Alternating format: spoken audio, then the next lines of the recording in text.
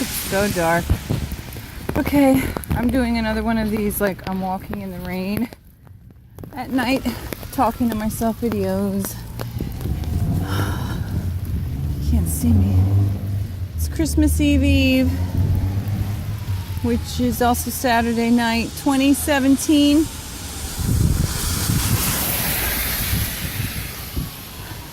My beautiful, amazing miracle children are with their dad. And I am out walking. I'm on my way back home. Let's see. It's 6:12 p.m. on December 20. What is it? Oh God, the phone is getting wet. I can't tell. Well, anyway, it's like December 23rd? Christmas Eve. So I'm really practicing a practice about being happy even in the absence of the manifestations of whatever it is that I think will make me happy. Just actually allowing myself to plant the seeds of joy inside myself. Okay. Oh, thank you. For the things in my vortex, meaning the things that I really see for myself in my life. Relationships, financial abundance, health, physical fitness, and basically, for me, it's all about, oh goodness, look, can you see it? It's a star. Everything is basically about just happiness. It's like the corniest, kindergarten-y kind of idea, basically. Purely like I'm 3 years old. I'm gonna be 3 years old forever. I just want to be happy. Oh fuck! Oh, I gotta not sprain my motherfucking foot in a goddamn muddy ditch. Okay, where's the thing? This was very moving to me earlier. The star is like swooping. Okay, so no, I didn't just twist my fucking ankle. Can you see that? Alright, it's so goddamn dark and raining. So, you know, I made like a somewhat impractical decision tonight. I was sitting at home after my kids left, and it was raining, and it stopped raining for a little while, and the sun was about to go down, and I had been wanting to run out for a walk and basically buy some batteries for this string of lights for the tree that we got yesterday. My younger son picked out, and when I got them home, realized that they were battery operated,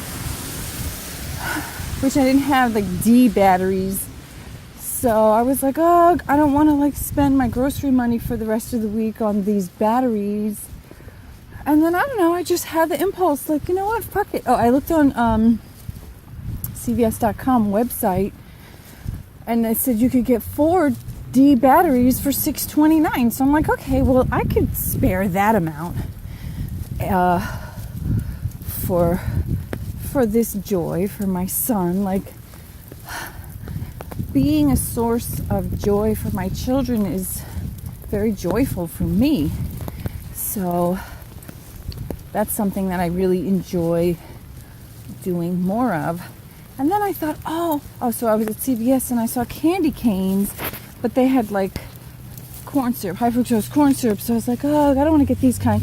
And it's raining, and I was like, oh crap, okay, so I'm gonna go home. And then it stopped raining as much.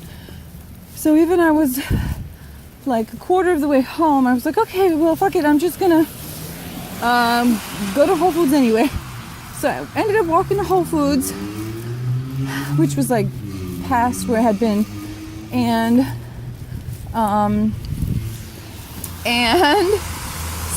they had no more candy canes, and they had no more of these chocolate candy cane covered pretzels that are vegan, that I keep buying to share with the kids, but then eating by myself greedily. So I ended up buying $40 vegan chocolate. I bought a vegan pizza. I bought some fries that have frozen fries that have oil in them, but I just kind of like, so now I have like $30 until next Friday, and it's only Saturday. And I'm probably not going to be working this week because the kids are off of school and my brother's not getting any jobs like this time of year, doing the photography. So anyway, I'm just like, okay, so I just basically, oh, and then I bought some gold light up string lights for the tree, and an extension cord that has a push button so that we could turn the tree on and off just by stepping on the button, because I thought that would be really fun for the kids.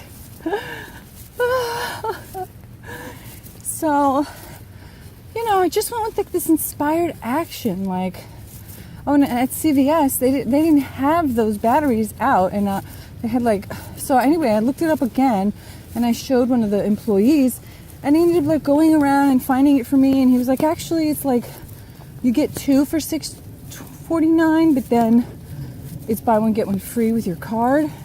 And I'm like, yes, I'll do it. And it was like thanks to him. And so the other last thing I really want to say, walking in the rain in the dark where you can't even fucking see me mostly, oh, look at those pretty lights, is that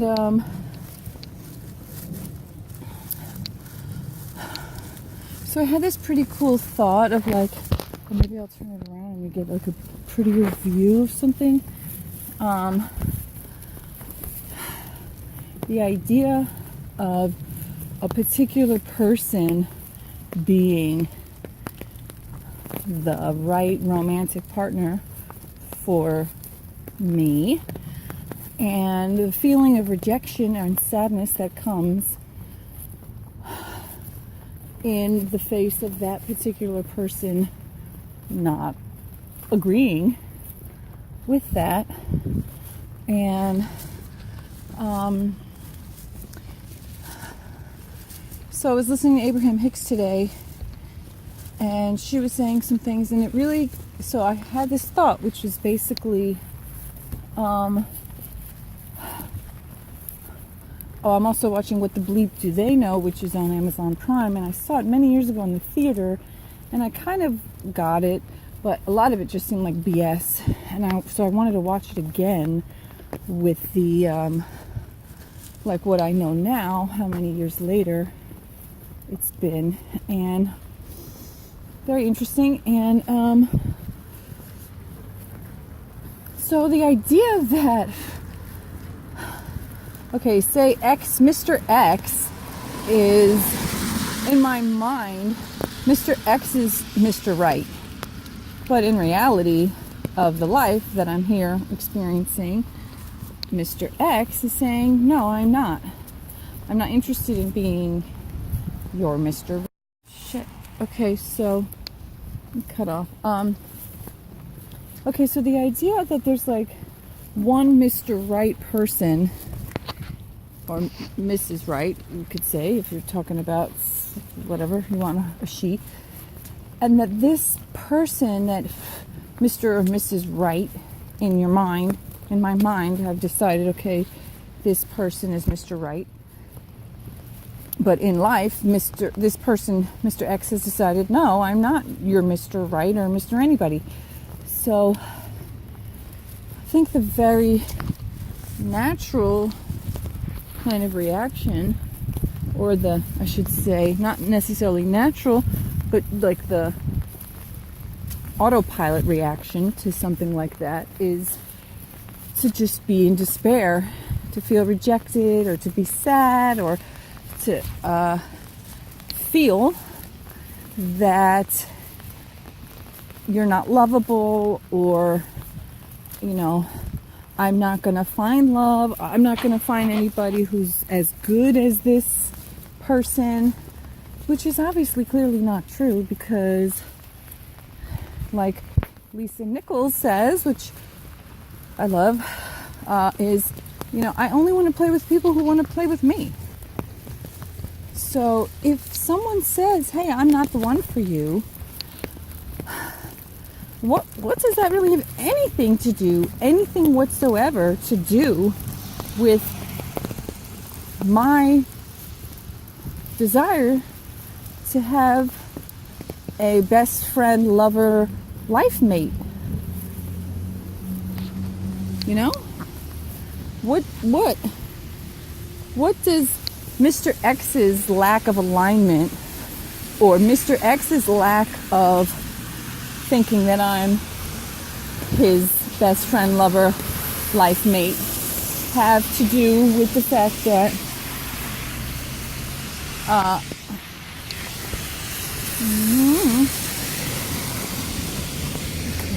you know, what does any of that have to do with the fact that this person, I know this person exists in my life. Whoa, holy fuck fast. Because motherfuckers go too fast. Because of the fact that I have this point of attraction, of desire for, like, it's basically like I know that this is a very real point of attraction in my life, because I just do. Just as much as I know that I am to be painting paintings and dancing dances, kind of muddy in there, and writing books, and talking about happiness, experiencing happiness, feeling happiness. So I have basically no doubt that these things are intended for me in my life, because I feel it. I feel it on the inside. I know that it's true.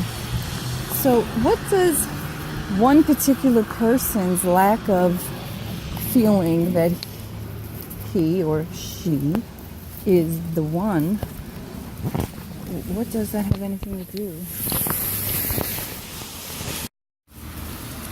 What does that have anything to do with me having those things in my life? Because, you know, it's like going into a shoe store to find a pair of shoes, and,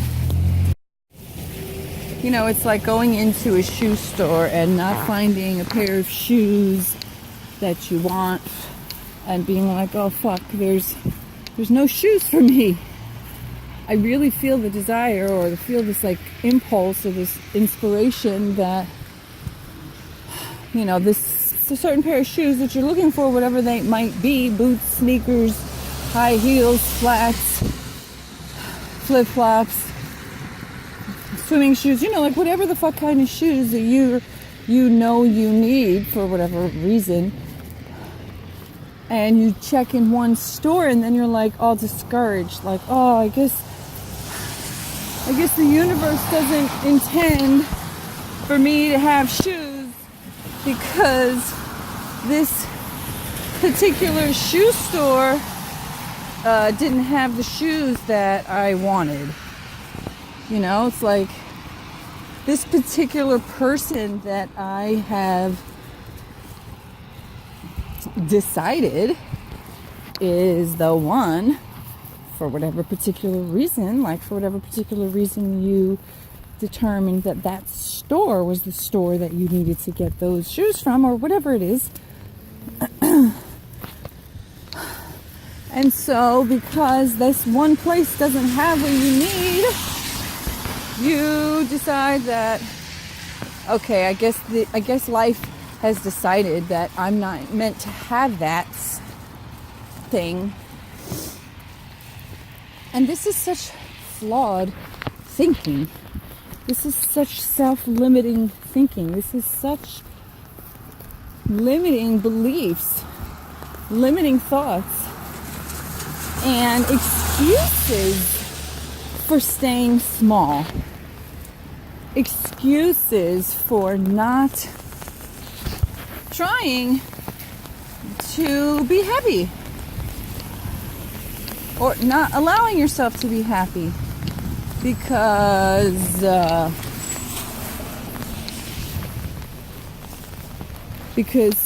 Mr. X or Miss X decided, well, hey, you're not the one for me. You're not the right fit for me. You're not well suited for me. Or I'm not interested in what you're interested in. Or I'm not interested in you. Or I'm not interested in a relationship. Or I'm too busy working. Or blah, blah, blah, or blah, blah, blah, or whatever their excuse or reason or reasoning or line of thinking or perception or feeling about it, state of mind about it, whether it's about you specifically or about relationships in general or relationships specifically with you or whatever. You know, like, okay, I had a 7-8 year long relationship with someone, and I'm still processing it, even though it's been essentially not in that state of relationship as in like a couple. You know, we're co-parents now, and I'm still learning to recognize how I feel around him and how I relate to him. And today, actually, I had a thought after he picked up the kids, and it took a bit longer than I would have liked it to, ideally, because finding things to get ready, finding gloves, getting them to get their stuff on, etc. And so, like, I'm talking to them and things like that, trying to get them to get ready, and he's giving me what I perceive as these sideways glances of disapproval, which pretty much is basically like sums up my perception of my relationship with him in its entirety. Sideways glances of disapproval that I perceived that had me feeling about myself less, lacking, not good enough, unworthy. Somehow my perception of what his perception of me was I allowed my perception of his perception of me to make me perceive myself as somehow unworthy. Okay, I'm going to say that again. I allowed my perception of his perception of me to make me then feel unworthy of love, of commitment, of affection, of a fucking smile, of some understanding, of friendship, of the reaching out to help, of partnership.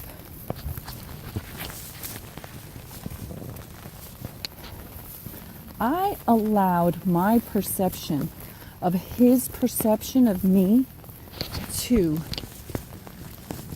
make me feel unworthy of love and approval and acceptance and partnership and friendship and commitment and devotion and a home and a family and of joy and of happiness and of pleasure.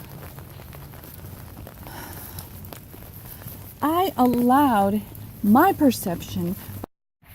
I am just so happy I am going to share my beautiful success. I got the batteries for the lights for my son, and I bought this thing, and I didn't realize it had needed batteries, but I have the batteries. Look how beautiful. Oh, these little things are going to bring so much joy to my children, and that brings me so much joy. I just love this. So I might as well just show the other stuff I splurged. I got this foot tapper cord extension cord, and then I got these, my oldest son loves. These are some like peanut gems. They're made in a facility that has milk, soy, tree nuts, wheat, but there's no milk in them. Vegan, vegan treats with all vegan marshmallows, and these are vegan. So these are just like some delicious. I just wanted to splurge and get my kids some Christmas chocolate, and so I got home. So I'm going to wrap these back in their boxes and let my kids open them as a little early gift. And then they can put them on the tree.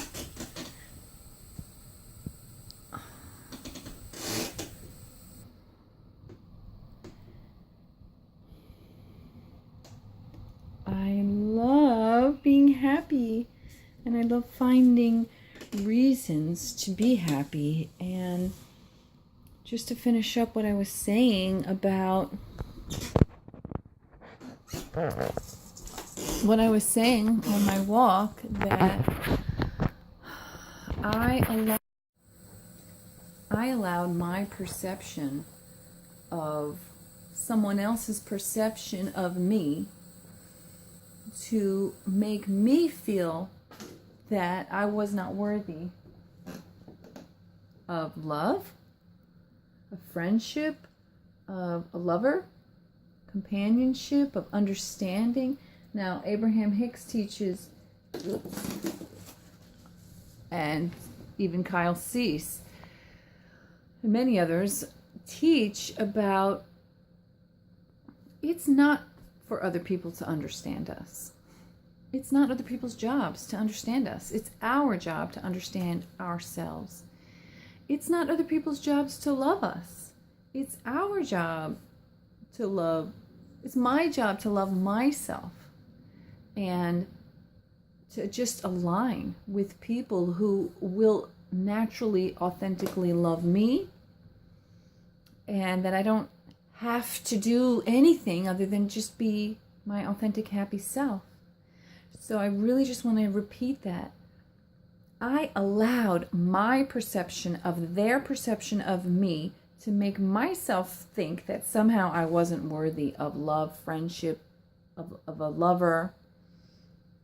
And also that what does the fact that this person or that person doesn't think that I am their best friend, lover, life partner person, that has nothing to do with the fact that I have a best friend, lover, partner person somewhere and circulating in this universe, and he's getting ready to find me, and I'm getting ready to find him, or to align together. And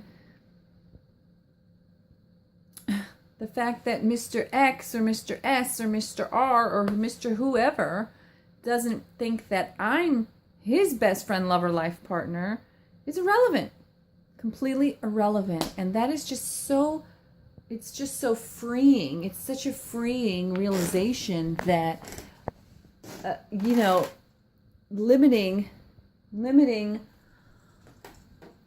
allowing the idea that Mr. X doesn't think that I'm his best friend, lover, life partner, to make me think that therefore I don't have one, is just absurdity. It's ridiculousness, and it's self-limiting, and it's just a dumb way to think. So don't think that way. Okay. And don't fall in love. That's my next video. Never fall in love. Rise up and find yourself in love. Rising and lifting and uplifting. Not falling. Okay. That's for next time. Bye.